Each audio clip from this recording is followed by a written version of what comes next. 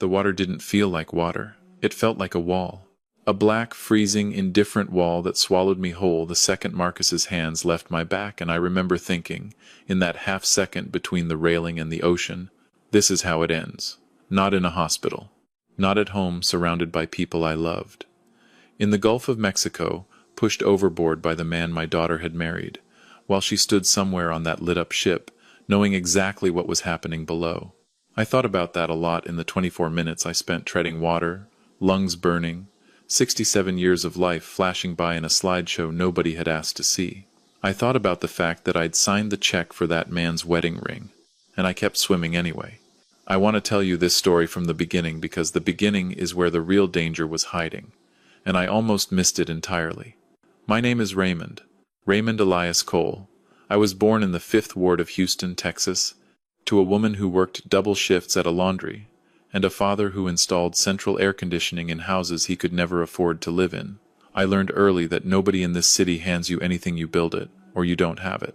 And I built Cole & Sons Construction out of a single work van and a reputation for never missing a deadline.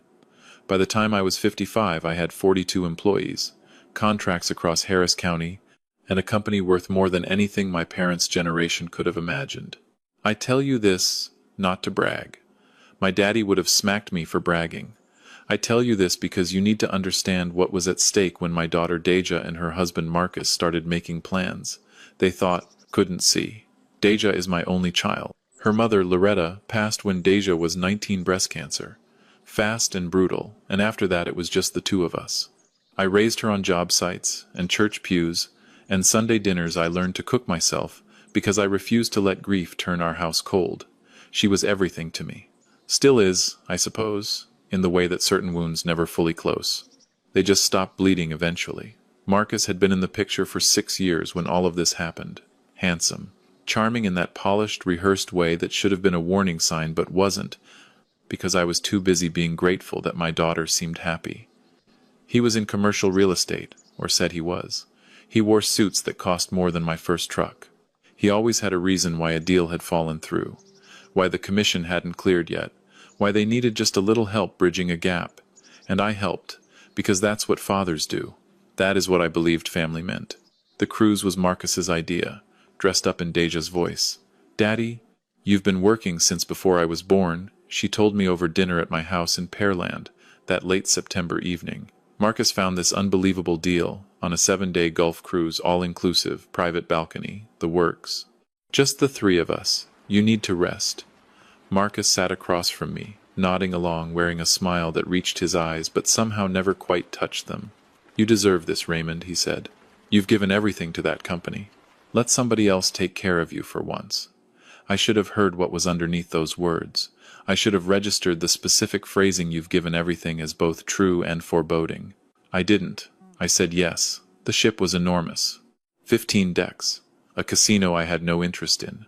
Restaurants named after Mediterranean cities I'd never visited. And a luxury that felt almost accusatory to a man who'd spent 30 years in work boots. Marcus upgraded all 3 of us to the premium package without asking spa access, specialty dining, champagne in the cabin. "It's on me, Raymond," he said, like he was proving something. And maybe he was. The first 2 days felt real. Deja laughed at things I said, linked her arm through mine when we walked the upper deck at sunset, leaned her head on my shoulder the way she used to when she was small. Marcus asked about the business, my retirement plans, what I wanted to do with the rest of my life. And I talked because I trusted them both, and because sometimes a tired man just wants to be asked. "You should think about slowing down, Raymond. You've earned it." I remember a chill moving through me when he said that. The way "earned it" landed wrong, like a lock clicking shut on the wrong side of a door. But I brushed it aside. I was on a cruise. The sun was warm. My daughter was laughing. On the 3rd night, everything that had been pretending to be fine stopped pretending. We'd had dinner at the ship's main dining room, lobster, which I'd ordered mostly because I could, and the evening felt almost ordinary. Deja said she needed to call her friend back in Sugarland. Something about a favor she'd promised. That left Marcus and me on the upper deck, leaning against the railing in the dark, the gulf stretching out in every direction like black velvet. He started talking about the future. Deja's future. my business, my house, my investments. He used the word obstacles. He said it quietly, almost gently, the way you'd say something you'd been rehearsing. Things would be so much simpler, he said, when certain obstacles weren't in the way anymore. And I turned to look at him, and the man I saw was not the man I'd known for 6 years. His face was flat, calculating. His eyes had gone somewhere I didn't recognize. Before I could speak, his hands were on my back, hard. Intentional. The push was not an accident. There is nothing accidental about the force a man uses when he has decided something. I went over the railing in less than a second, and as the air rushed past me and the ship's lights wheeled overhead, I heard Marcus's voice performing panic, calling for help, giving a perfect performance of a horrified son-in-law watching his father-in-law fall. But underneath that, just barely audible above the wind, "Time to go, old man. The Gulf says good night." The water hit me like concrete, ice cold and absolute. I went under immediately, my clothes pulling me down like hands. I am 67 years old, and in that moment, I felt every single one of those years in my lungs, in my legs, in the burning cold that wrapped around my chest and squeezed. I want to be honest with you right now, because this is the part I don't talk about easily. I thought I was going to die, not as a dramatic thought, as a plain, clear fact. I thought, this is it, Raymond. I thought about my mother. I thought about Loretta's grave out in Pearland where I bring yellow roses every birthday. And then I thought, no, not like this, not for them. I fought. I kicked. I got my head above water, and I kept it there through sheer stubbornness and spite, because sometimes spite is the most honest fuel a person has. 24 minutes. That's how long it took the ship's crew to find me. 24 minutes of treading water in the dark Gulf, swallowing salt, watching the ship's lights from a distance, wondering if the people on deck were looking or celebrating. When they finally pulled me out, I was hypothermic. My core temperature had dropped into dangerous territory. They rushed me to the ship's medical bay, wrapped me in heated blankets, took my vitals with that particular efficiency of people trained to stay calm while other people fall apart. The first face I saw when my vision cleared was Marcus. He was holding Deja, and she was sobbing into his chest, and he was stroking her hair with one hand while the other rested at his side, perfectly still.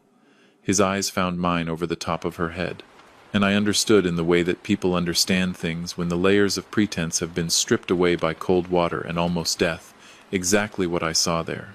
Not relief, disappointment. I was still alive. That had not been the plan. They came to the medical bay 3 times that night. Each visit was a performance so polished I might have believed it if I hadn't already read the script. Deja held my hand and told me Marcus hadn't slept, that he kept blaming himself for not grabbing me in time. Marcus stood behind her, shaking his head slowly, the image of a man destroyed by guilt. "What do you remember, Raymond?" he asked on the second visit. Gentle, clinical, probing. "It's all just dark water," I said. I let my voice shake. I let my eyes go unfocused.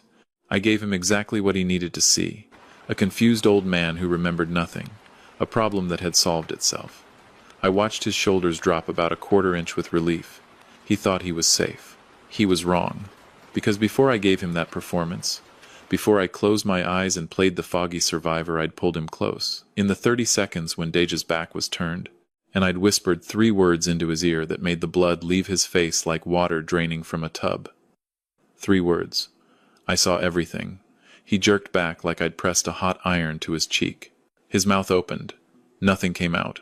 Deja turned back to adjust my blanket, and by the time she looked at him, Marcus had his face under control again, but his hands were shaking, and we both knew that everything had just changed. I lay awake the rest of that night listening to the ship groan around me, thinking about the fact that I had raised my daughter to be better than this. I thought about the years after Loretta died, just the 2 of us in that house in Pearland, eating takeout and crying through bad movies, and figuring out how to be a family with half the people gone. I thought about how Deja used to climb into my bed during thunderstorms until she was 14, embarrassed by it but not enough to stop. I thought about the morning she left for college, how I sat in the driveway after her car disappeared around the corner, and I cried harder than I had since the funeral. I gave her everything, and somewhere in the years since, she had looked at everything I had and started calculating instead of loving. That thought hurt worse than the ocean. On the morning of the 4th day, When the ship's doctor cleared me to leave the medical bay, I played my part beautifully. Shaky gratitude, warm smiles. Let Marcus hold my arm as we walked to breakfast like I needed the support. I did not need the support. What I needed was time, and I used it. While Deja was at the spa, and Marcus was watching some game at the sports bar on deck 12, I found the ship's business center, got online, and began to look at my financial life with the eyes of someone who finally understood what he was looking at.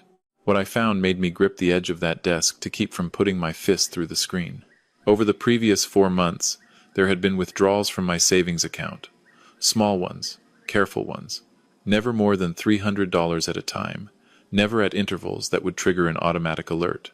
But they added up to $21,400. The ATMs were in the Midtown neighborhood where Marcus and Deja's apartment was. Someone had also been accessing my business email, my private account corresponding with clients and contractors in my name. The emails were subtle, suggesting I was considering retirement, hinting that I might want to bring on a trusted family member to handle transitions. Marcus's name appeared in 3 of them. Most chilling of all was an email draft sitting in my personal account's deleted folder. It was addressed to my estate attorney. It was written in my voice. It spoke about my health concerns and my desire to make sure my family was taken care of. It requested information about updating my will to leave everything, the business, the house, every account to Deja and Marcus jointly, with particular emphasis on Marcus's role in managing the assets. I had never written a single word of it. I sat in that business center with the Gulf churning outside the window, printing every page of evidence I could reach, and I thought, they didn't just want my money when I died naturally. They had a timeline. This cruise was the timeline. I printed everything, changed every password, activated every security layer I could reach from a ship in the middle of the Gulf, and then I went to find Marcus. He was at the sports bar, 2 beers in, watching a game he wasn't actually watching. I sat down across from him, and I let the silence sit between us for a full minute before I spoke. Marcus, I said, I want you to know that my memory is perfect. Clearer now, actually, than it was before the water. He wrapped both hands around his beer bottle. How clear, Crystal. I remember the railing. I remember your hands. I remember what you said about the Gulf saying good night. A muscle jumped in his jaw. Raymond, you were disoriented, hypothermic. Your mind was filling in. I also remember, I continued, $21,000 missing from an account you didn't know I was tracking. I remember emails I didn't write. I remember someone trying to change my life insurance policy 2 weeks before we left Houston. He stopped talking. And I remember, I said, keeping my voice very quiet, hearing my daughter's voice through a cabin door the night before last, talking about how to adjust a plan that hadn't gone right. The color left his face. Not gradually all at once, like someone had pulled a plug. We were desperate, he said finally, and that, right there, is the thing I want you to sit with for a moment because desperate is real. I know what financial terror feels like. I know what it is to lie awake at 3 a.m. staring at numbers that don't work. I was there in 1998 when Cole & Sons nearly went under. I understand desperation in my bones, but there is a distance between desperate and murderous that most people never cross, and Marcus had crossed it, and he had brought my daughter across it with him. We were desperate, he said again. Like saying it twice made it a justification. That doesn't make it my problem to solve, I told him, and I stood up. I walked back to my cabin, and I sat on the edge of the bed, and I allowed myself exactly 20 minutes to grieve for Deja, for the father I used to be, for the version of my family I had believed in for 67 years. 20 minutes. Then I got to work. The ship docked in Galveston on a Thursday morning. Marcus and Deja thought I was going to collect my checked luggage and meet them at the taxi queue. I told them I needed a little time to myself, that the docking process made me anxious after everything that had happened. They let me go without hesitation. They were more than happy to let me wander. That was their last miscalculation. My first call was to Beverly Okafor, who'd been my personal attorney for 19 years, since back when I was still working out of that van. I'd called her from the ship the night before, from the satellite phone in the business center. She was already at her office when I arrived, a stack of documents on her desk and 2 cups of coffee waiting. Raymond, she said, looking me over with the particular assessment of a woman who has known you long enough to see damage clearly, you look like you crawled out of the Gulf. I did, I said. Let's get started. Over the next 4 hours, we restructured everything. My primary checking account, the one Deja had been quietly draining, was closed, and its remaining balance moved to a new account at a different institution entirely, one neither Deja nor Marcus had ever heard me mention. Every credit card was cancelled. A new will was drafted. The entirety of my estate, upon my death, would go to the Loretta Cole Foundation for Working Families, a charitable trust Beverly helped me establish that morning, named for my wife, funding emergency housing assistance for families in the 5th Ward. Deja and Marcus received nothing, not a line, not a footnote. My second stop was the Cole & Sons offices off the Southwest Freeway, where my business partner of 18 years, Terrence Webb, was waiting. Terrence had gotten a call from me at midnight from that ship's satellite phone, and he'd understood without needing the full story that something had broken and we needed to move fast. By noon, I had signed over my 51% stake in Cole & Sons to Terrence at fair market value, $2.4 million, transferred directly to an offshore account I had maintained quietly for years. Terrence shook my hand at the end and didn't ask me to explain. That is what a real partner looks like.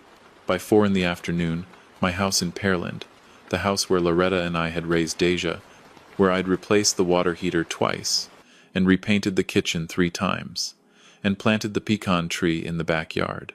The year my wife got her diagnosis, was listed for private sale through Beverly's contact, a real estate agent who specialized in quick transactions.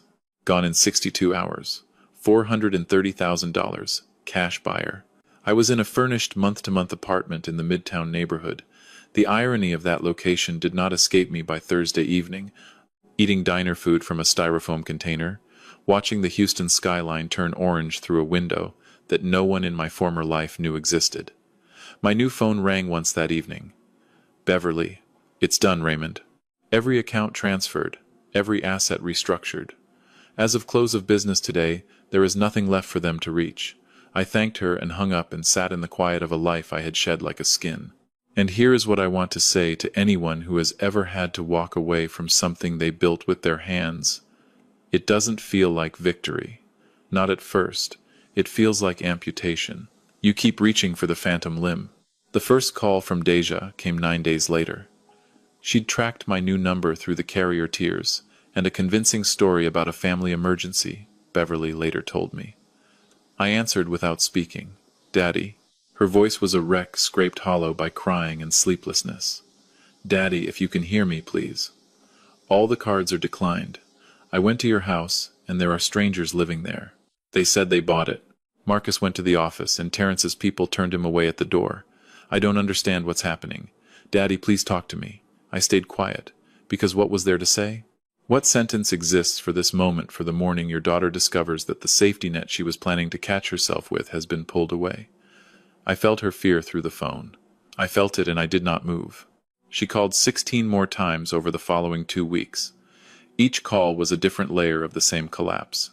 Marcus had been dismissed from his real estate brokerage, apparently. The forged company letterhead had eventually traced back to him. The apartment lease was in default. Her car payment had bounced. In one voicemail, she mentioned the word bankruptcy with the kind of flatness that meant she'd already looked it up. Marcus left a message somewhere in there too harder, threatening, calling what I'd done abandonment and cruelty. He said the word family 4 times in 90 seconds. Which told me everything about how little he understood what family actually required. The call that broke me was the 18th one. Deja's voice was different, quieter, slower, like she'd stopped performing the grief and was just inside it. Daddy, Marcus tried to hurt himself last week. He's okay, they kept him for 3 days and now he's out. But he's not the same. I pressed my hand flat against the wall of that apartment and breathed. I know we don't deserve anything from you. I know I don't. I keep thinking about that night on the ship, about standing on that deck and watching you go over, and, Daddy, I stood there. I knew what was going to happen, and I stood there. She stopped, started again. I don't know who I became. I don't know when I stopped being your daughter and started being someone who could do that. But I remember who you are. You're the man who slept in a chair at the hospital for 6 days when Mama was dying. You're the man who drove me to every college visit in that old truck with the broken AC. You deserve to be happy, Daddy. Even if it's a happiness that doesn't include me. I ended the call, and I sat in the dark of that apartment and I cried. Not ugly crying the other kind. The kind that comes out quiet and keeps coming because the reservoir is deeper than you knew. 3 months after I disappeared from their lives, I drove west along I-10 and kept going until the city was behind me and the land opened up flat and brown and honest. I found a small town on the Texas Gulf Coast. Not the tourist part. Not the Galveston part. The part where shrimpers pull their boats in at dawn and nobody asks your last name. I rented a 1-bedroom house 2 streets back from the water. Blue door, porch with 2 chairs nobody was using. 40 years of salt air embedded in the walls. I paid 6 months up front in cash. I'd contacted Beverly from the road. She helps me manage the trust that covers my living expenses. Modest, anonymous, untraceable. The Morrison Foundation, I'd named mine the Loretta Cole Foundation, was already operational, already distributing funds to families in the 5th Ward. My money was doing the work I always said I'd do if I had enough of it.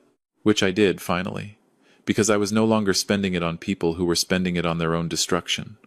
I got a part-time job at a marine supply store 3 blocks from the harbor, stocking shelves, running the register, talking to commercial fishermen about tides and bait and the particular stubbornness of redfish. The owner, a man named Earl who talked mostly in grunts and nods, paid me $12 an hour and left me alone to do my work. It was the most honest money I'd touched in years. I planted a garden in the strip of dirt along the back fence. Jalapenos, because Loretta always said a house wasn't a home without jalapenos. Tomatoes.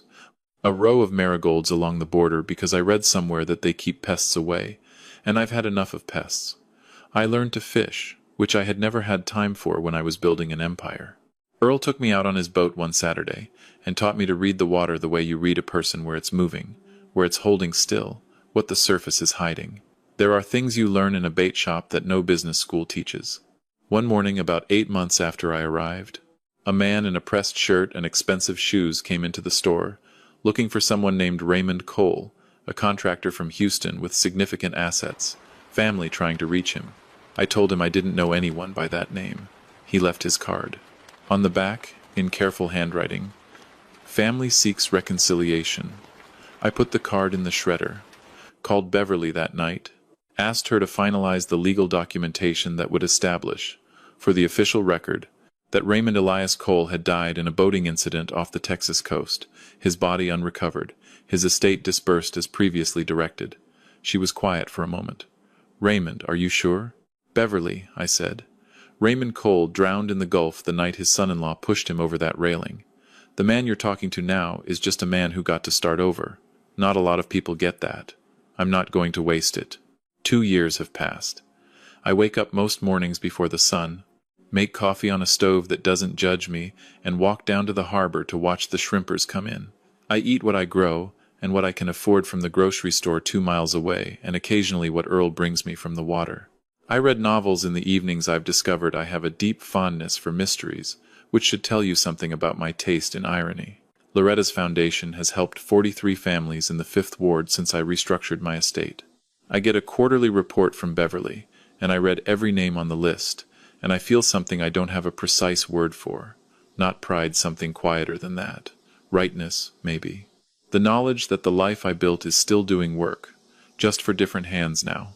I think about Deja sometimes. I hope she found her way back to herself, the version of herself that existed before Marcus, before the desperation, before the night on the Gulf. I genuinely don't know if that's possible. Some fires leave the ground sterile. But I've seen a lot of construction in my life, and I know that sometimes you have to tear the whole foundation down before you can build something that'll actually stand.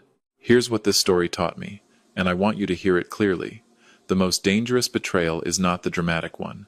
It's not the push over the railing that was just the moment it became undeniable. The real betrayal was quieter, slower. It was in every small moment I chose not to ask hard questions. Every time I told myself that the person I loved couldn't be capable of what the evidence was suggesting. We are not betrayed in a single moment. We are betrayed in the years we spend looking the other way. The practical thing I want you to do if you have people in your life with access to your finances, your accounts, your personal information, check. Today. Not because you don't trust them. Check because you trust yourself to handle what you find. And the question I want you to sit with is this. What have you been refusing to see about someone you love? Because sometimes the most important thing you can do for your own survival is to finally look. If any part of this story landed somewhere real in you, if you've ever loved someone so much you talked yourself out of the truth, tell me in the comments. Tell me you're there. Tell me what city you're watching from and what time it is where you are. Type 1 if you think I made the right choice by disappearing completely. Type 2 if you think I should have stayed and faced it directly. Type 3 if you're still deciding. And honestly, after everything, 3 might be the most honest answer. I read every comment. I am not a ghost, no matter what the official records say.